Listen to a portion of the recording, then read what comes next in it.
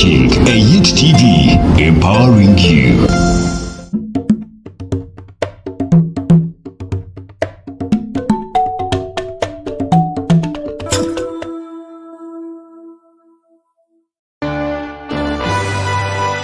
It's early 90s here in Uganda. At the time, it was only 5 years after a war that saw President Museveni take over as the new president of the country. Down in Tungamo, Kajara constituency, comes a fine gentleman at the time who wins an election to represent the county in Constituent Assembly to join the team that made the Uganda Constitution in 1995. Ambassador KWERONDA RUHEMBA was the first state minister for sports in 1996 and a cabinet minister in Montaleng in 1999, who later became an ambassador and permanent representative to Geneva, Switzerland and South Africa. Ambassador KWERONDA RUHEMBA could later retire in 2013. Yes, thank you very much. And just like you heard, we are from the land of first ladies. I will explain that later. But yes, we are coming to you live from Tungamo, and like we told you, the guest we have on this show today is another remarkable Ugandan that we believe has something to live for you. This is Faces of Uganda. Sankara Beruhanga, I'm your presenter, and this is a Youth TV.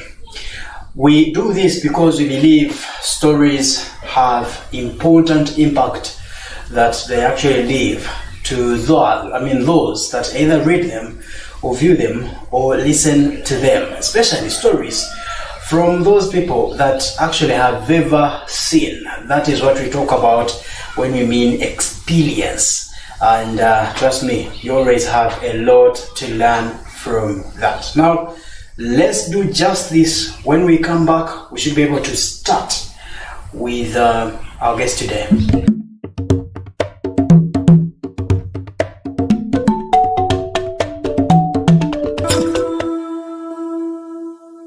Short break, Faces of Uganda, and we are glad that you are watching. Now, the gentleman next to me, the one you see next to me, actually, globally, the title you would run to is actually Your Excellency. Your Excellency, you're welcome. Faces of Uganda, you could say hi to the viewer first. Yes, good morning, good afternoon, or good evening. Yes. I was think all that can do. My name is KWERONDA RUHEMBA. I was born in 1947. And I studied around. Ended up in the Mengo Senior Secondary School in the 60s. Makerere College School in the 60s. And Makerere University in the early 70s. Yes. After that, I went to work in the Ministry of Planning and Environment. By that time it was student. Yes. And after that I worked, but before Makerere, by the way, I rushed too fast. Before Makerere University I had worked in Bank of Uganda. It is from Bank of Uganda that I went to Makerere University. So, well, first of all, you're comfortable with the title, Your Excellency? Excellency, yes, when I am outside the country. Okay. Excellency is preserved for the president. But when I am representing the president outside Uganda, yes, then I can also carry his title. Okay. Otherwise, I am called Ambassador KWERONDA RUHEMBA. Okay. So, you've really served in different. I was trying to suit. Is it going to be His Excellency or Honorable or Ambassador? But you're going to go with Ambassador. So, I'm glad that you first took it to the education side of it. But if we could come back a little bit to Kajara at the time you were born and all those early days. there could be a few memories that you actually could pinpoint here and there. Some people are going to go for the family, some people are going to go for papa and mama, and going to pick a few kind of memories that you remember at the schools they attended to. Yeah, we could have a feel about that. But also, the year, the period we are talking about, we could look at that time. When was that? Yes. I said I was born in 1947. And I think I realized earlier in life that I was not going to make it in life. Reason being that we were not rich. And so after primary 4, I opted for schooling, but also for carpentry work. Okay. Chitunga primary school, and those days it was a primary school. It was offering carpentry as an option for older boys. And I studied carpentry in P5, P6, P7, and P8. No, not P7. It was called Junior 1 and Junior 2. And I am mentioning this because that will help me in future. Then after Junior 2, I went to Makerere. I went to Mengo Secondary School. From Mengo Secondary School, I went to Makerere College School. But while in Mengo Secondary School, one time I failed to raise transport back home here. And my father was in Uganda working as a peasant worker, as a laborer. So I went I walked from Kampala to Bugerere, and that's about 80 kilometers. Searching for Papa. Yeah, searching for Papa to give me 13 shillings to bring me back for transport during the vacation, for vacating school to come here. And I ended up staying there for 2 months almost, because I arrived there in December when we were breaking off. Yes. And I did not come back to school until end of January, beginning of February, because he didn't have money. He had planted some cotton, and until he harvested cotton in February, could he afford to give me money to go back to school? And I didn't. That holiday, that long holiday, I didn't come because I couldn't afford it. So but while there, yes, I was also helping in that job.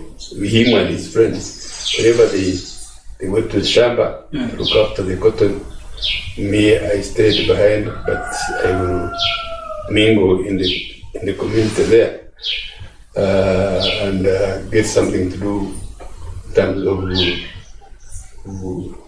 food. I would either bring home cassava. Bugerere was known for matoke then in the 60s. So I end up bringing home a bunch of matoke or a cluster of sweet potatoes. But that is something I will never forget. But it was also an eye-opener for me that these people you see walking around, they have nothing in the pocket somewhere. And nothing in the pocket for months. It could be 2 months, it could be 1 month. But yeah, for that month, yes, he has not seen, not even a shilling. So after Bugerere, and after paying school fees, That was, I was now going to senior 2. In senior 2, I looked for something relevant that I could do and then earn some money. So I remembered I was a very seasoned carpenter. Yes. And I started looking around for carpentry work. Unfortunately, I found it. I found a man called Dixon. Dixon was making the organs. Organs means in the church organ. Like, for instance, that time he was making an organ for Nyimtang. We're talking about drums, xylophone, or... Oh yeah, those instruments. Okay, yes. He was making organs, and he was also tuning what are they called? Pianos. Yeah, pianos and organs and what have you. So that story was interesting because I went there, and it was about lunchtime, and he didn't know carpentry work at all because the piece of wood he was working on, you could see that he didn't even know how the grains of the wood were running. So he was approaching it from the opposite side, and this plane was digging it into the wood all the time. So, and you knew what to do. And I knew what to do.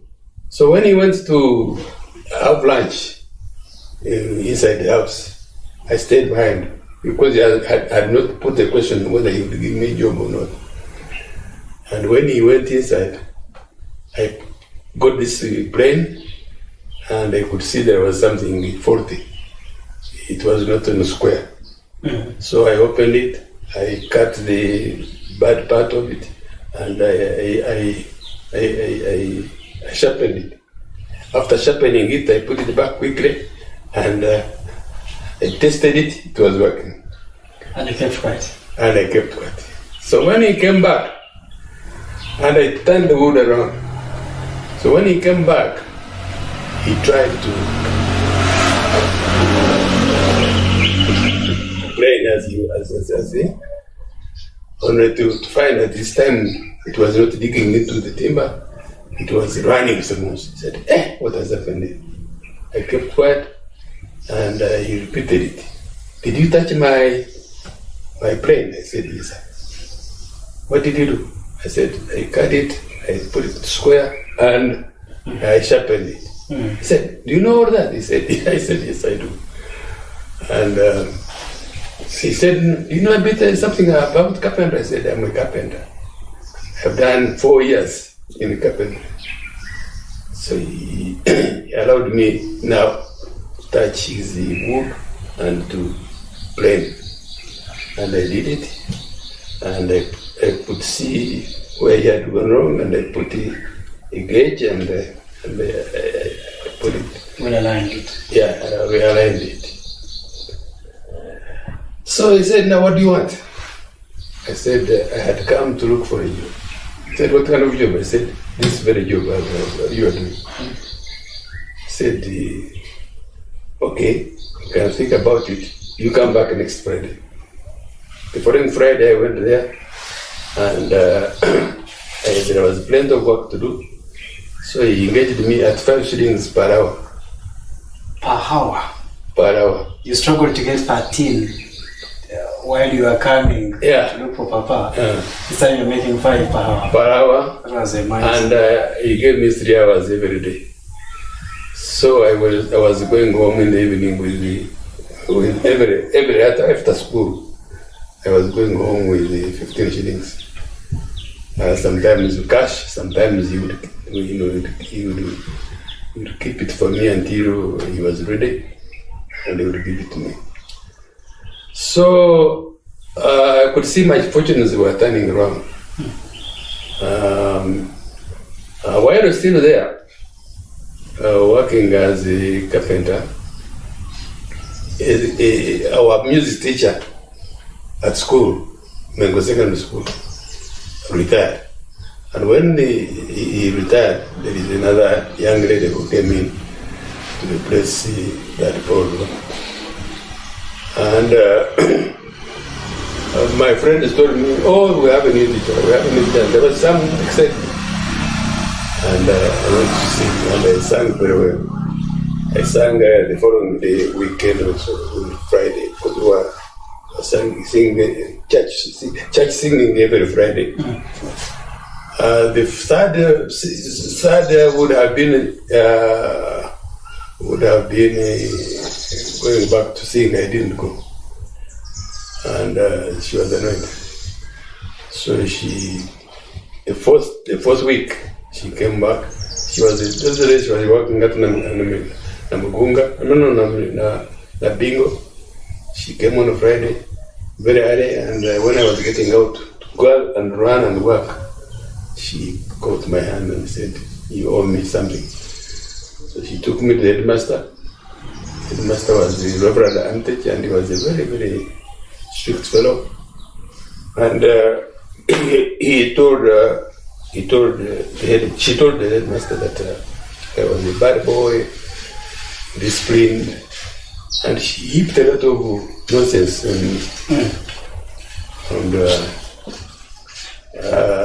I defended myself. I said, "Mr. Headmaster, it's either singing or going home because I don't have school fees." Then he told me, he remembered that when I was looking for a vacancy, I had gone with my sister, who is still alive.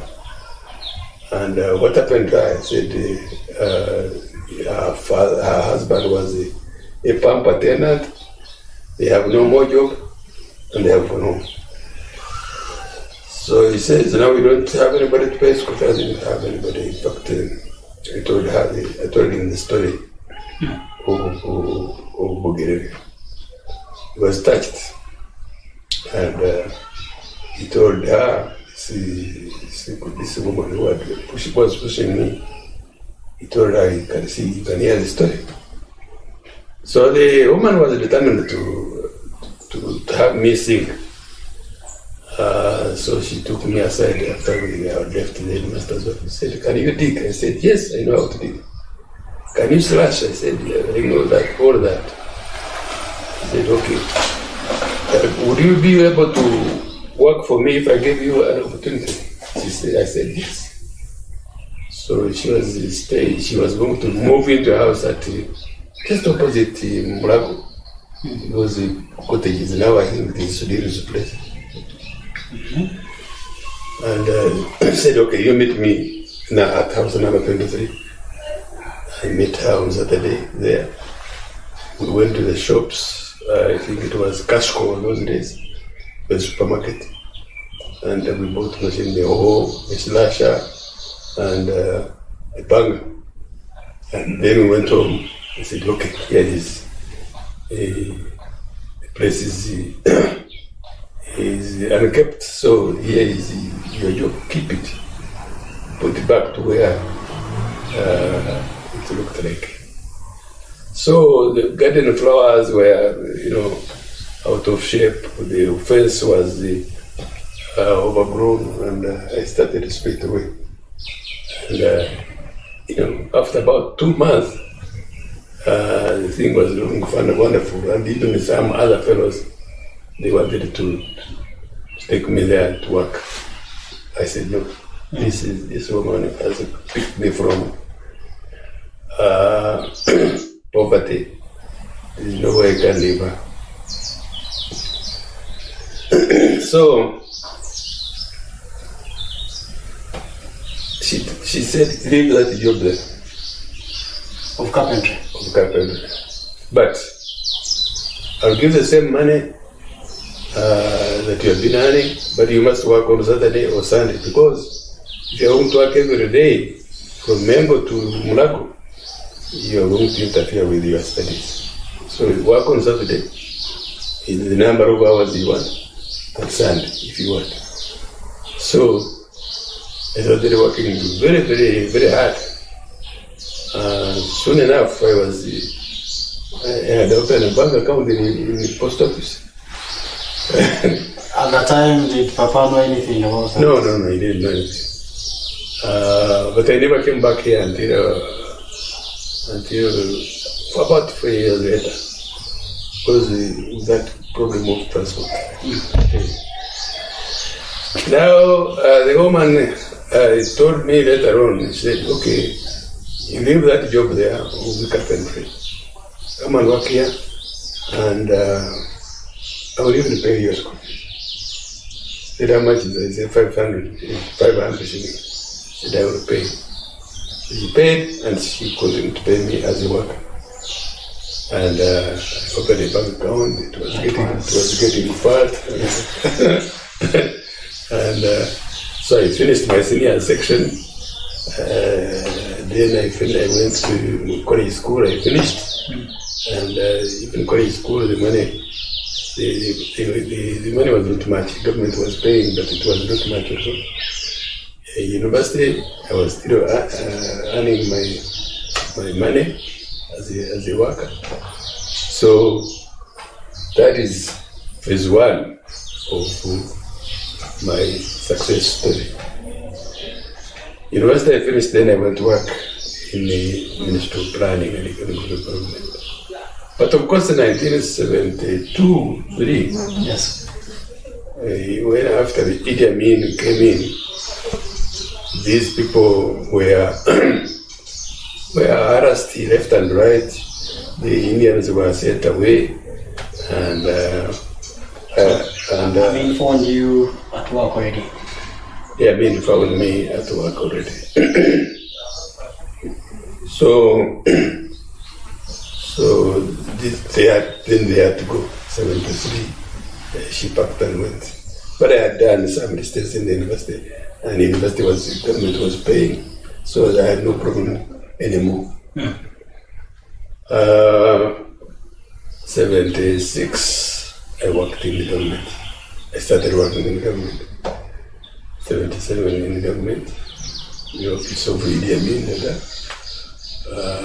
I was working with a team of economists. Two were Pakistanis, one was a Turkish, another one was a Jamaican. Today it seems to be so hard to get those offices.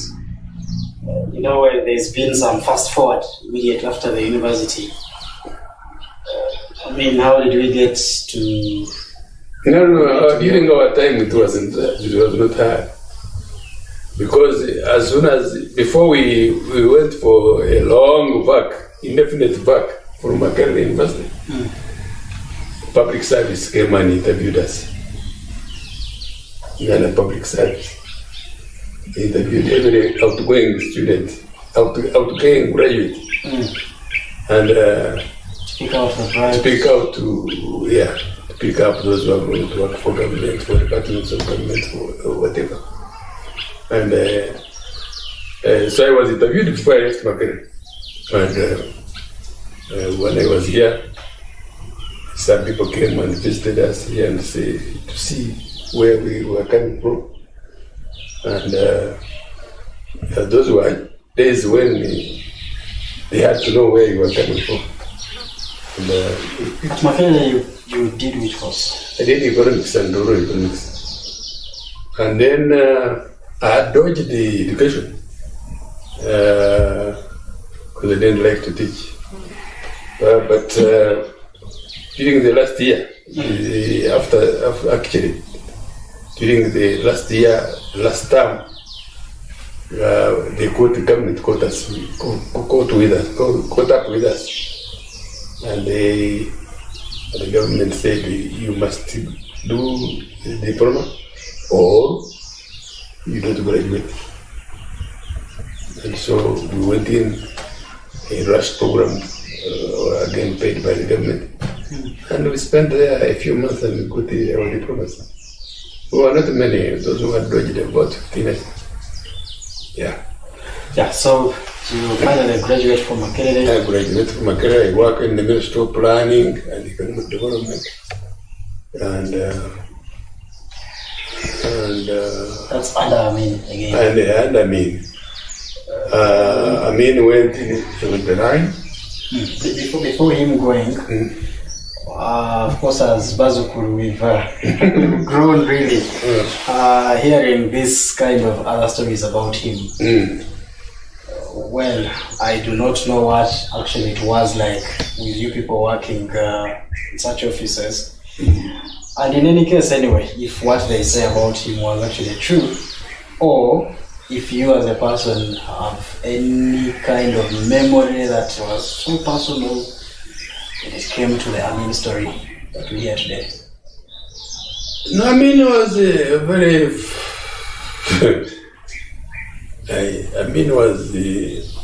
I was not in the military, so I can't know how he treated the military men. But whenever he came to our office, and my office was very small, where I worked with his advisors on the action program. We were about 6 people. But he was jolly. Come and joke around. And sometimes we would meet at Kampala Club, where I used to be a member, and he would swim and crack jokes. And but his people, the soldier, the intelligence section of his office, there were some of those people were ruthless.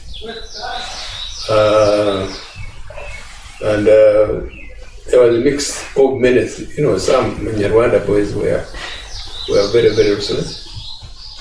Western Islands are very spoken people, and I don't think I have a grudge for people from Western Islands. It was people from Korea, in fact, and from Rwanda, who were extremely ruthless, and who tarnished his name by their actions. But of course, during Idi Amin's time, very, very many people died. I don't think he killed them, although they say he killed the Oliem and this bishop, Ruhum, and I don't remember the other. But if he ever shot, yes, maybe he shot those, as they say. But the rest who died, the people were carrying out their personal grudges. So the officers didn't have politicking at all? Because No. at the time, Tunga had the Mutieras, and I don't know if that's the same time, but... Again, those were local vendettas, because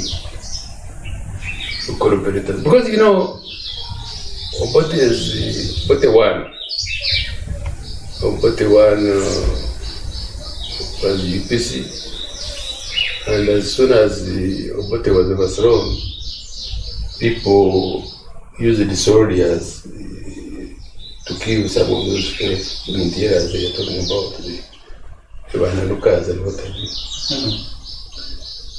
It was really mainly local vendetta which killed very many people, which ran people into exile.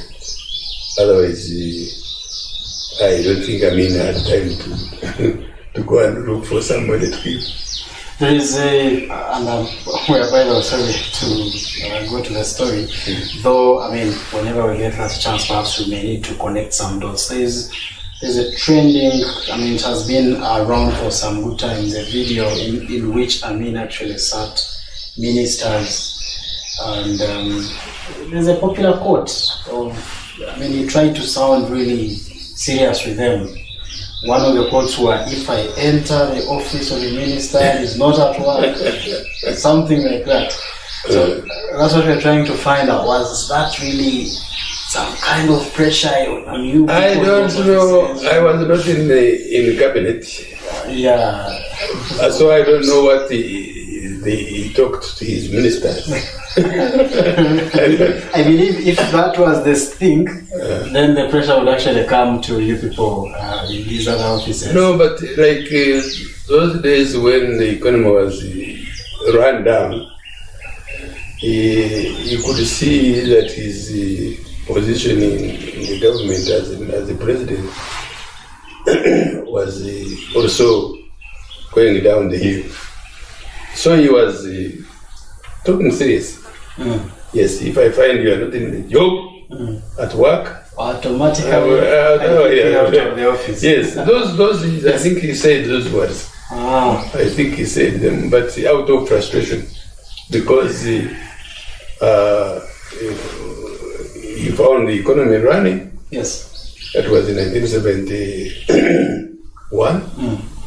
72, he made a great mistake to send away the Indians. 73, 74, the economy was running down and down very fast. And plus those sanctions which these people normally put on misbehaving presidents, the Western world, he lost those grants, those loans, and what have you from the West. So he turned to the Arabs.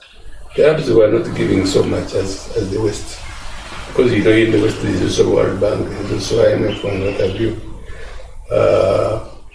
So by 1975, coffee from Uganda was smuggled to Kenya.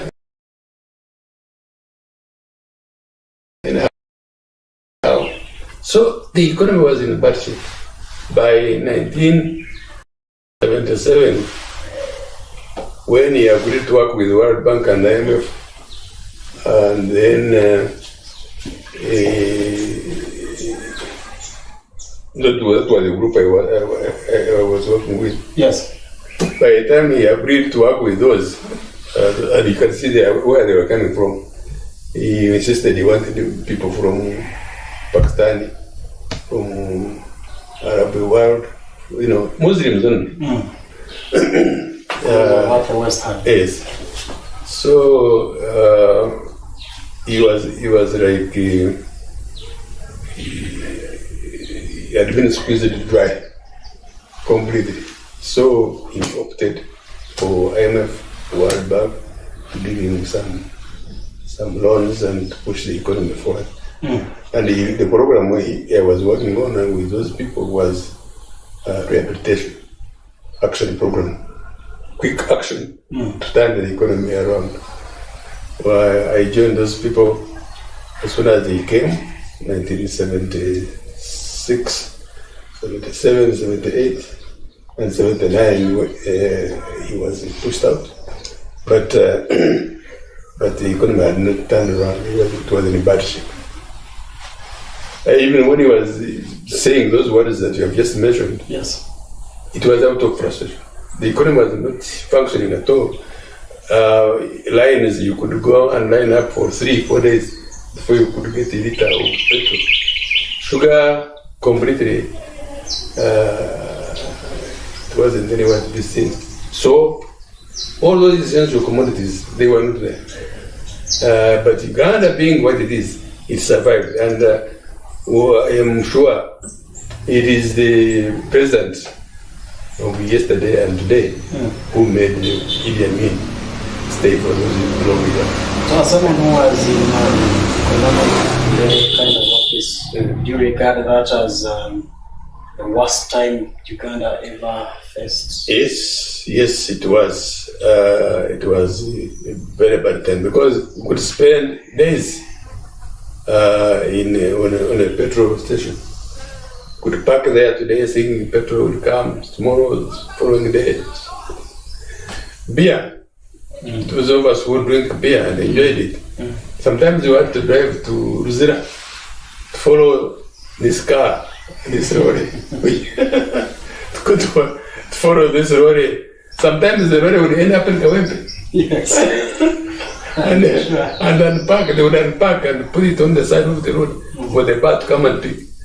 And you would be there waiting, until they carry this beer to the Very, very bad times. It was better times. So let's move now. 79, you say he was beaten. Amin was beaten, and then he ran away. And 1979 April,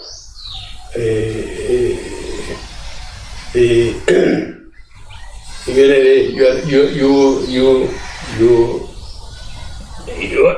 NRA came after beating Amin, and I've been running away. A new government came in, NCC, National. Meanwhile, still with... No, they felt my people ran away. Oh. My people ran away, and so I went back to planning and economic development. Okay. And in planning and economic development, I was responsible for census logistics of 1980. The census logistics. That's the duty I was given. And so, 80. And 80, the same year that we went for politics. Yes. We are preparing now for elections. For politicking. Just in April, you guys remember it was Dan Sari and Kawanga and several others who in NCC insisted that you must go back to market politics. UPC fellows, of course, wanted Obote. The Kawangas also hoped that they would win this time because the Obote had tarnished his name also. So the Kawangas were sure this time they would win. So we went into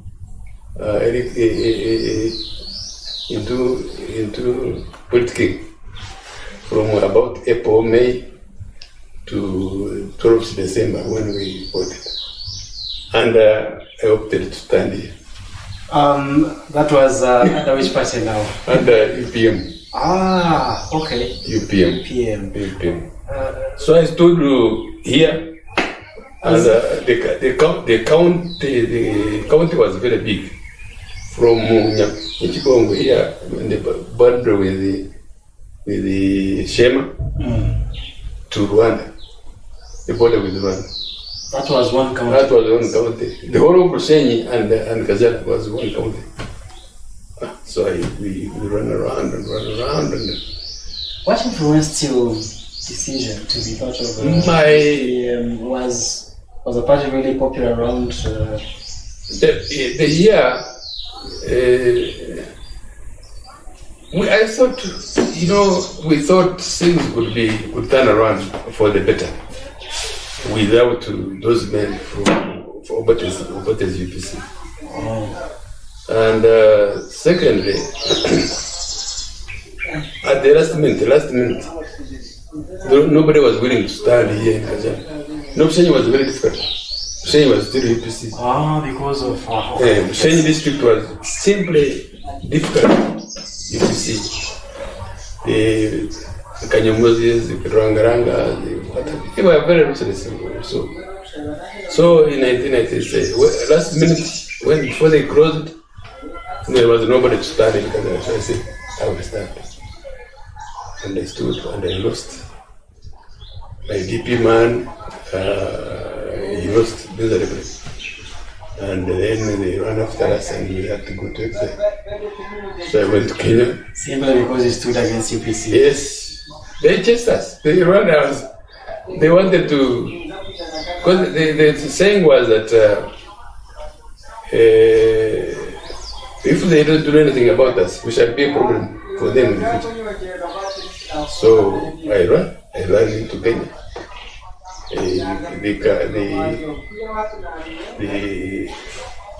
For good 5 years they were there. In fact, for the 5th year I came back because we had taken over, we had weakened Obote's government. So I came mainly to fight, but also to start a political school. Let's look at exile. What was happening there? In exile? Learning In exile, I was working. I was teaching. Okay. That diploma which I had neglected. Yes. It turned out to be an asset. Because I was one of the few people who was employed. So I worked for the kind education company, and I worked in the Khan Academy. 81, 82, 83, and 84. So after that, you hear Museveni is I don't know the stories of Museveni. Well, he was already fighting. But yeah, 81 was you see, elections was December 80. Yes. 81 in February, I think. They attacked Kabamba. After that, in 81 February, I had to run. Because that's when they came for you. They knew. Yeah, in fact, my young brother, this boy who drove here. Yes. His father died. He had come home to, first of all, to inform me that he was going to wed his wife, and if I couldn't contribute. And that was about Friday. Saturday, it is a friend of mine who was working in Machili. He was a staff sergeant. Saturday he came to me and said, "Man, do you want to die?" I said, "Why?" He said, "They are looking for you. We are rounding you up." Including me, he said, "Yes." So, what are you suggesting? He said, "Let me drive you to Mukono and find your way anywhere." And stay there for quite some time. There were so many people who went to exile at that time. Was it so easy to do so? It wasn't, but life is life. Life is life. You have put it right. Life is life. You have to run. Yes, you have to run. Okay. Yeah, let's come back. You're coming back from exile. 85. I came back. They advised that I go through Rwanda, that Utapire was a good picking up, and I was picked up from Gari by Utapire, and I came on the struggle. And then when I came, they told us, "You people go to the library and research, and want you to do political work." So we went to the library, and we studied until we compiled what we wanted to do. And we wrote a program for teaching. So we started the political school in one of the forests in... I have some days ago sat with Karema Nathan, and he talks about the same library. Could it have been the same time? Yeah, the Karema. Yes. Karema what? Well, there is a doctor in Malala called Dr. Nathan Karema. That he was in the same library? Yes. What he was? Yeah. He was in the same library, almost the same story like yours. They also picked him through Kigali. Karema. But well, if you don't, then I remember Kakoza Mtare. I remember Jagenda Chibrango. Those were the people. Oh, so let's roll a bit because, like I told you, I really want to get the whole picture. I don't remember Karema. Kahinda picked you from Kigali. at the time. It was because they are not yet in the government, and this president was free almost. Remember, we had attacked Basindi and got a lot of equipment. Yes. We had attacked Kabarole, and Kabarole the army ran away. And so Rukunjiri, all this up to where? Yes, was really taken over. Yeah, it was really taken over.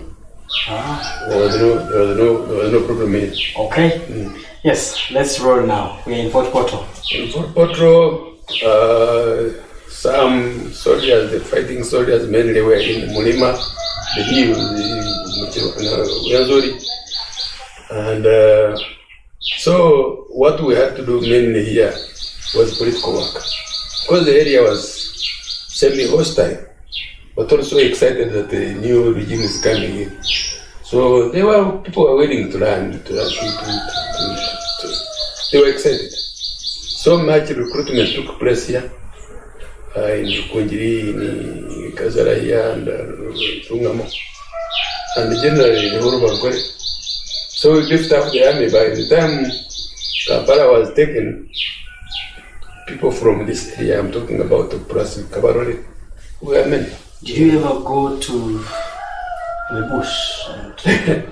And the bush, no, I don't think you can call it a bush. I don't think I faced the danger. Yes. Of somebody shooting at me. No. Mainly, you maintained the mobilization. Yeah, because for us, as soon as we arrived, they said, your job is mobilization, Kasai Jamatia, myself, and several others was to mobilize until we started the school. And when we started the school, I was specifically now in school, 85, 86, and part of 87. In fact, when they took over Kampala, I was still in football. And the cadres we had started with, we didn't arrive in Kampala with them until about March 86. And that time the government was already taken, the ministers were already appointed. Yes. And what have you. So I stayed in the school. Later on we moved the school from Fort Road to Namgong, in that bush of Namgong. Then later on we moved it to Achiso. Then later on we moved it to Chakwanzi. And after Chakwanzi, in 87, the president appointed me the deputy minister in cooperatives. So up to 89, I was in cooperatives. And after 89, the president, I lost the election. I stood now for the second time. Remember, I started in 80. Yes. Now I'm standing again in 89. For that time we were standing in that was for lining up. Ah, yeah, we are lining up. Yeah. Then after that, I lost to this man Kanyamuzi. I lost to him because to fight Kanyamuzi was like fighting a lion. Because Kazara here was UPC, it was the origin, I think, of UPC. Ushenyi was worse, but Kazara was the worst in terms of how they play UPC was entrenched. So Kanyamuzi was a walkover, more or less. Plus rigging, of course, which was there. But I don't think they were rigging we never suffered the UPM already in terms of rigging. We were not there, we were very few. It was the DP which experienced that target for UPC was really to make sure that DP does not wake up again. So I lost, and after that, the president again appointed me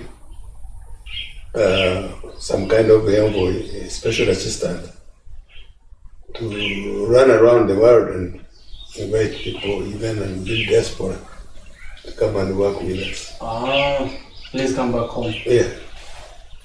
We were offering not much, really, in terms of salary, it wasn't much. Jobs, yes, they were there, but these people would come and look at the job and look at the salary, and sometimes we go back. So I would run, I did that job 90. Because I remember I met, we had a wedding for, I think it was Koyamba. Then I went to Dungamo proceed to Kampala. That's why I found these cars were coming from Kampala. And when I went to take petrol, I found there Rujema at the petrol station. And he said, no, you can't take petrol from here because I bought all of it. I said, what is happening? He said, you stay in Jerusalem and you don't know what is happening there. Those were his words. Stay in Jerusalem and you don't know what is happening. By the way, Rujema at that time was assistant minister in the Ministry of Defense of Uganda. That is before he crossed. So was the fuel for that? The fuel was for that, but I didn't know. But I could see these pickups, these Isuzu KB, small pickups. They were coming and from Soria. And of all kinds, Baganda, Achoris, and what have you, Banyamana.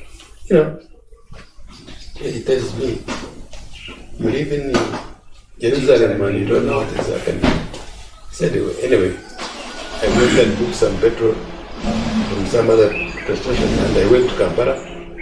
And in the morning when I went to pick up my ticket from UTB, Uganda Travel Bureau, which was being run by Vinyez pulled me aside and said, you know, Rujema is dead. I said, no. I was with this fellow yesterday. He said, yesterday and today, he would have gone from here to Rwanda. So that evening, they crossed into Rwanda. Oh. And he was killed. That's very nice. That's very nice. Killed by people who, Gangana, the fellow